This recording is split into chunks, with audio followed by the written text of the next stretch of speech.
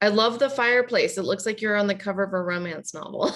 My girlfriend said something about it the other day, but it's just started snowing and it's warm, so sitting here. Yeah, it's just started snowing in Vegas too, if you can believe that.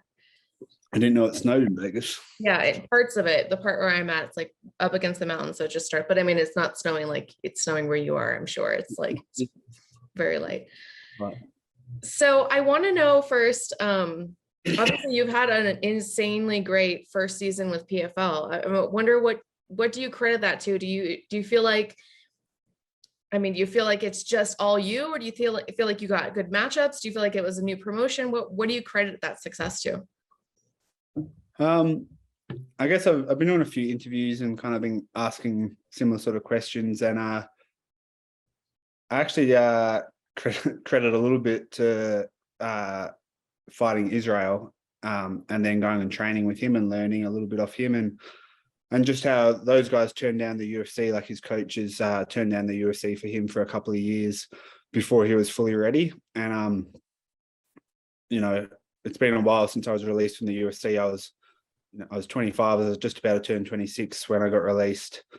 And then obviously COVID happened, and it was hard to get some fights, but I kind of just used that time preparing myself, and like, so when I did get my second shot, when I got a shot on a big promotion like this, that I was going to be ready, kind of like what they were doing. So, it was a long, 4 years kind of fighting for pretty much no money or not getting many fights at all, and trying to kind of get back into, a world stage. But I was just making sure when the opportunity came knocking, I was going to be 100% ready to take that. So, yeah.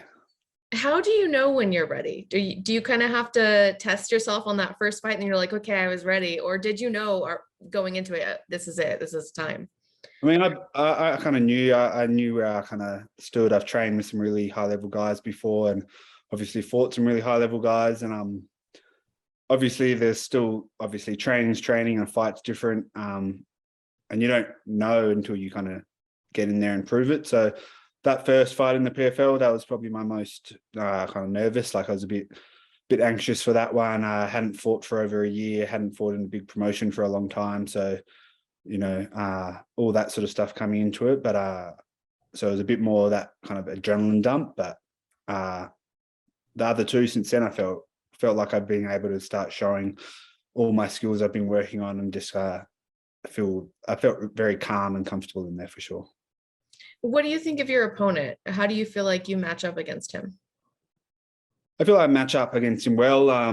He's a shorter guy. I think a few of these light heavyweights probably should still be fighting at middleweight. And I believe he's probably one of them. I know, everyone's friendly. I've talked to them in the other fights, and he doesn't struggle with his weight cut, or, I don't know how much he cuts at all, but like, he seems fine leading into it. I've got the height and reach on him. He's decent everywhere. He's a really experienced fighter. He's got decent striking. He's got decent wrestling.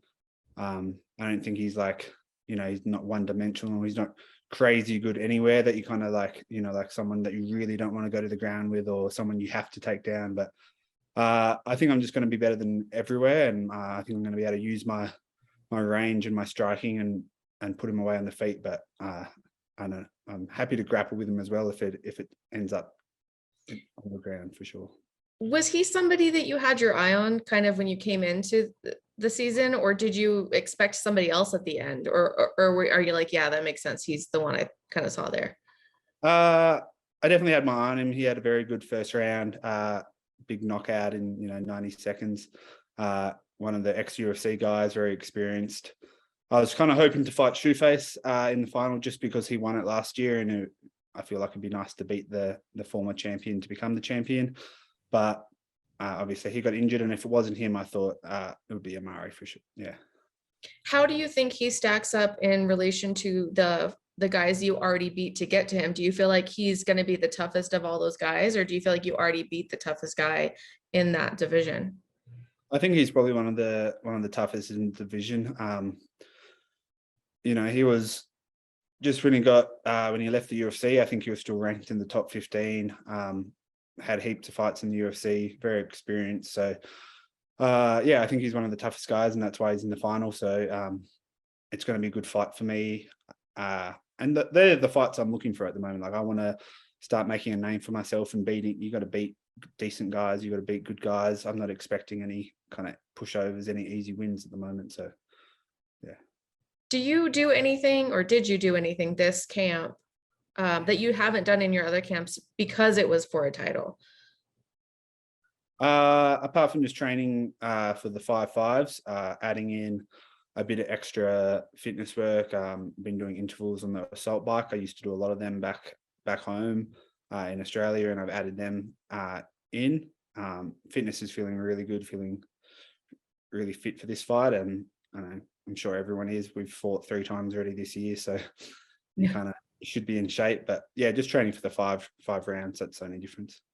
How was that season format for you now that you're at the end of it? Did you enjoy that, knowing I'm going to fight on this date and kind of having that year planned out for you? Like now that you've gone through it, did you enjoy it?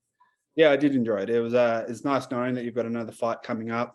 Like, you know, when you're fighting straight away.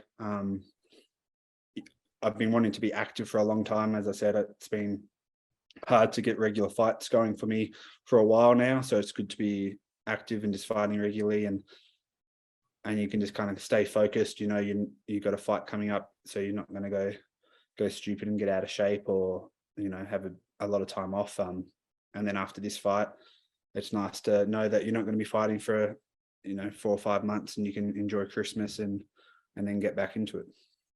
Speaking of Christmas, I know you're not probably going to celebrate Thanksgiving, but your fight, I mean, you're weighing in on Thanksgiving. You're going to be in New York. There's the iconic Thanksgiving Day parade. Are you going to do anything fun that day, or are you just is it just going to be another day for you?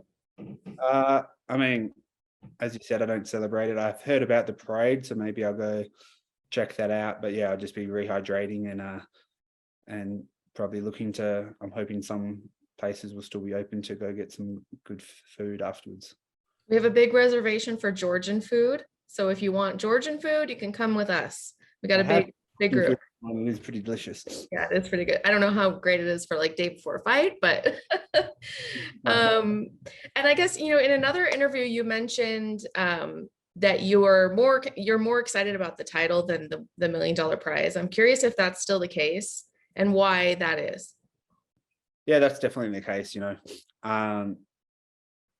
that's because that's been my goal. That's an achievement and an accomplishment that no one can take off you.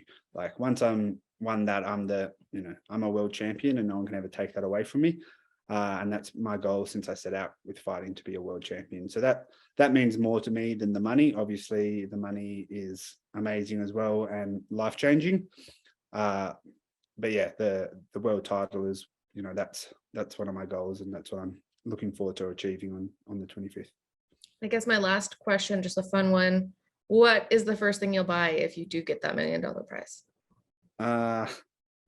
Quite a few of my mates from Australia are coming over, so I'm guessing I'll be buying a few beers for everyone.